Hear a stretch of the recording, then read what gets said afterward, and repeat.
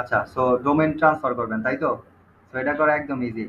আর দাঁড়ান আমি করি, এই দেখেন এখানে আছে, যে কোনো সাইডে দেখবেন এই যে ট্রান্সফার ডোমেইন টু আছে, এরকম ট্রান্সফার ডোমেইনের কিছু একটা অপশন থাকবে, ওই পেজে যাবেন, ওইখানে যে আপনি কি কোন ডোমেইনে ট্রান্সফার করতে চাইতেছেন এটা লেখেন। এইটা। সো এটা দেওয়ার পরে আপনার জাস্ট সব দিবেন না, কি বলে ডাব্লিউ ডাব্লিউ এগুলো দরকার নাই, ঠিক আছে? জাস্ট ডোমেইন নেম টুকু, শেষে স্ল্যাশ থাকলেও বাদ। তো ট্রান্সফার, তারপরে এই যে দিলে এই যে আপনার কোডটা চাইবে, এটা কোড, এই সই কোডটা দিলেন, ঠিক আছে? কোডটা দেওয়ার পর কনফার্ম দিবেন, মানে জাস্ট নেক্সট স্টেপে যাবেন, যাওয়ার জন্য সেভ মেপ দিয়া। ওকে, যাওয়ার পর দেন হচ্ছে জাস্ট এটা তো আপনার নেম সার্ভার দিবেন, ঠিক আছে? নেম সার্ভার দুইটা, এটা পরেও চেঞ্জ করা যাবে, সমস্যা নাই। তো তারপরে হচ্ছে কন্টিনিউ, আর এই একসাথেই চেঞ্জ করে। হ্যাঁ, তারপরে হচ্ছে এই যে পরের পেজে আপনারা নিয়ে আইব, লগ ইন আছেন না? হ্যাঁ হ্যাঁ, লগ ইন থাকলে তো এই যে ক্রিয়েট, এই যে এক্সিস্টিং অ্যাকাউন্ট দিবেন, লগ ইন তো করে নি, কইলাম লগ ইন করে নেন। এই যে পাসওয়ার্ড দেন, এটাই তো নাকি? লগ ইন থাকলে, অ্যাকাউন্ট থাকলে বাস হয়ে গেছে, আর এই যে ফিল মিল করা লাগলো না, ঠিক আছে? সো আনাইলে ওটা ফিল করে নতুন অ্যাকাউন্ট ক্রিয়েট করতে হবে, এই তো প্রসেস এটাই। সো হয়ে গেছে, কেনার মতোই। এই যে চেক আউট করবেন, ওদের তো অনলাইন পেমেন্ট মেথড আছে নাকি, you must have terms and condition. Okay, আপনার কোনটা, এই যে এটা অ্যাকসেপ্ট করতে হবে terms and condition. Okay, just buy domain কেনার মতোই, শুধু ওই কোডটা দেওয়ার একটা ফিল দিবে এক্সট্রা দিয়া, জাস্ট সামনে গেলে হয়ে যায়। আর সব প্রসেস সেম, এই যে ওইটাও ইনভয়েস ক্রিয়েট হয়, এই যে আপনি জাস্ট কন্টিনিউ ক্লায়েন্ট এরিয়া গেলেন, এই যে ইনভয়েস কোড। কই গেল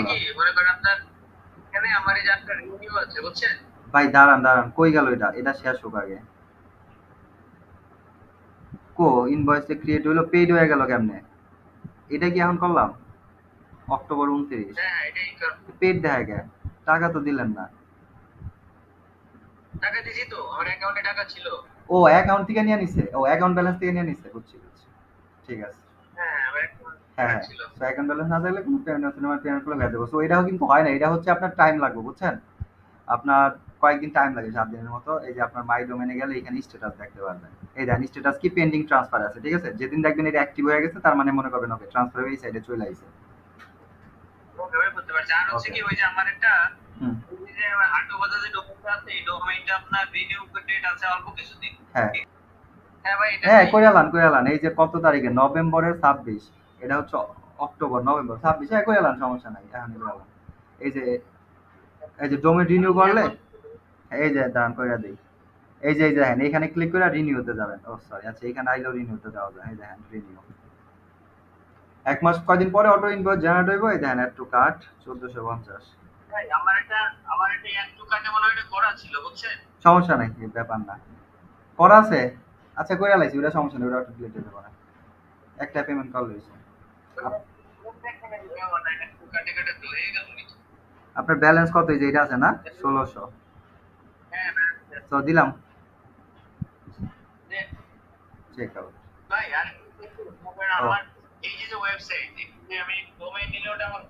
হ্যাঁ,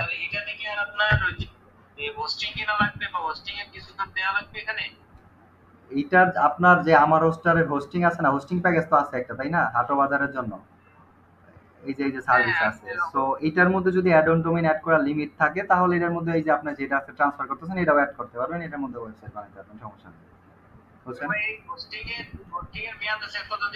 হোস্টিং এর মেয়াদ নভেম্বর, এটাও তো এই যে 26 তারিখে শেষ হইব আপনার, এই যে 26 তারিখে।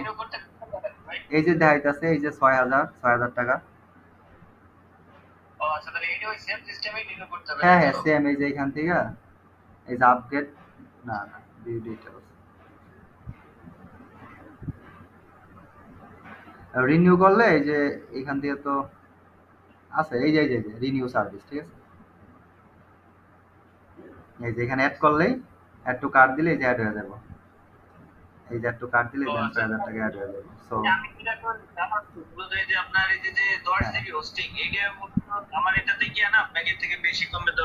ভাই জিবি তো কোনো ফ্যাক্ট না, জিবি হচ্ছে আপনার, আহ, আপনার তো 2-3 জিবিও লাগবে না, বাট ডিপেন্ড করে র্যাম কতটুকু দিছে, ব্যান্ডউইথ কতটুকু দিছে, সার্ভার কি টাইপের, ইনপুট আউটপুট, এগুলোর উপরে ডিপেন্ড করে হচ্ছে পারফরমেন্স। জিবি তো জাস্ট মেমোরি। কত একটু ডাটা স্টোর করতে পারবেন।